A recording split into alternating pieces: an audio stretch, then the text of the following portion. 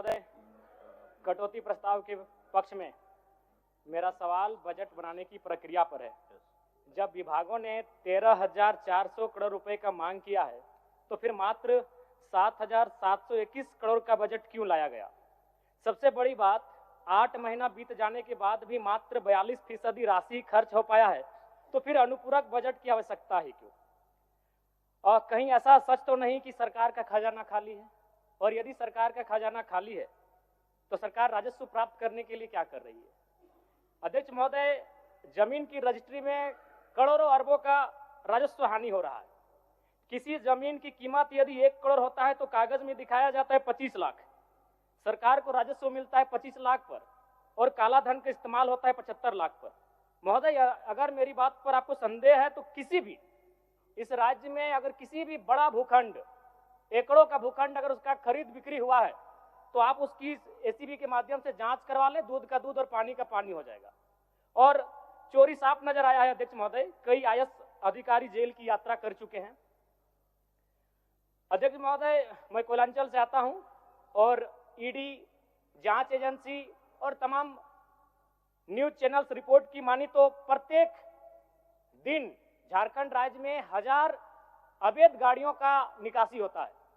यदि एक कोयले की गाड़ी में 50 टन कोयला मान ले और 1 टन का मूल्य अगर 5,000 रुपए मान लें तो 25 करोड़ रुपए एक दिन का होता है।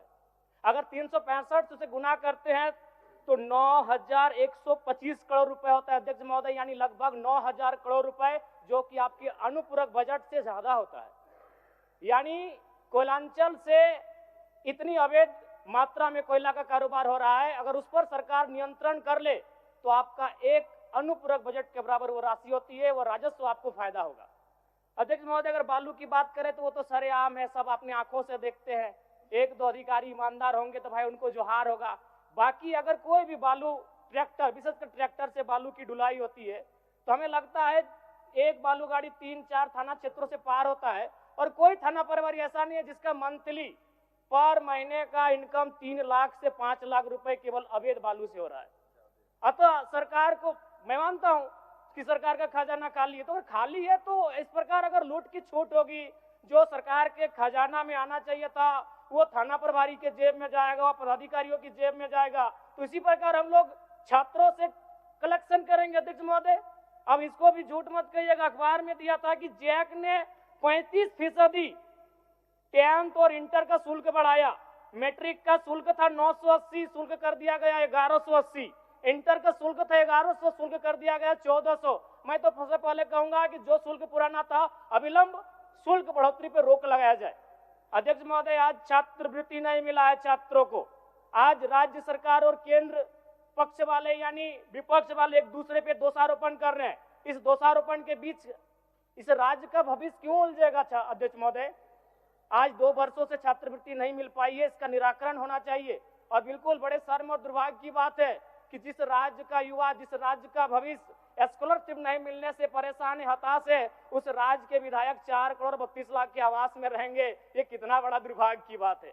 आज आंदोलनकारी लगातार अपनी आवाज को बुलंद कर रहे हैं, जिन्होंने अपने लहू से इस राज्य को सींचा, अपने खून से इस राज्य को बनाया। आज जो 3,500 का पेंशन प्राप्त कर रहे हैं और जिस राज्य के मंत्री 6 करोड़ के आवास में रहेंगे और उस राज्य के आंदोलनकारी सम्मान नहीं पाएंगे जिन्होंने लहू से राज्य बनाया है, यह अभी दुर्भाग्य का विषय। अध्यक्ष महोदय, चाहे मान्य सदस्य सबको एक्स्ट्रा टाइम मिला है, इसमें संक्षिप्त करिए आप। चलिए ठीक है। अध्यक्ष महोदय, बड़े सौभाग्य से हम 2 मंत्रियों के बीच में आते हैं। 32 और 34 दोनों साथ बैठे हैं, हमेशा यूं ही साथ बैठे हैं, हमारी शुभकामनाएं। एक ही कुर्सी में बैठे हैं और दोनों के बीच हम आते हैं 33। एक बार भी मंत्री महोदय मेरे विधानसभा में गए नहीं। क्यों नहीं गए? योजना ही नहीं है, इनका दोष नहीं है। मेरे विधानसभा में कोई नई योजना, किसी के विधानसभा में मंत्री पद का कार्य क्या है? सिर्फ अपना विधानसभा नहीं होता है, कम से कम साल भर हो चुका है। एक विधानसभा तो इनको विजिट करना चाहिए था, अपने पड़ोस के जिले को तो विजिट करना चाहिए था। तो ये तो सच्चाई है अध्यक्ष महोदय।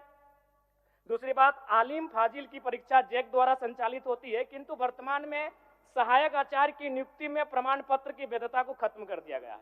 और सबसे महत्वपूर्ण बात अध्यक्ष महोदय, जैसा कि अखबार के माध्यम से हम सभी ने पढ़ा कि विभाग सवालों का उत्तर नहीं दे रहा है।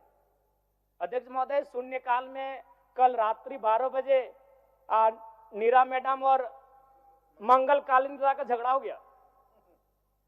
एक दिन राजा साहब और हमारी गाड़ी का टक्कर हो जाता, इतना रफ्तार में आए, बोले कि राजा साहब को तो शून्यकाल डालने नहीं देंगे, इनसे पहले हम जाएंगे। अध्यक्ष महोदय, ये कोई मजाक नहीं कह रहे, 12 बजे रात को आते हैं शून्यकाल डालने के लिए और अफसर ने मजाक बना के रख दिया है, जवाब नहीं देंगे।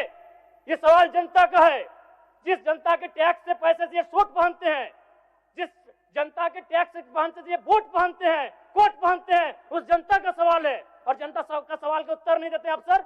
जो ईमानदार है उनको यहां से जोहार है, लेकिन जिन्होंने जब अपनी जिम्मेदारी का निर्वहन नहीं किया है उन पर कार्रवाई करिए। अध्यक्ष महोदय, 12 बजे रात को हम लोग सवाल डालते हैं। चलिए माननीय सदस्य। अध्यक्ष महोदय, अंतिम में कंक्लूड कर रहे हैं।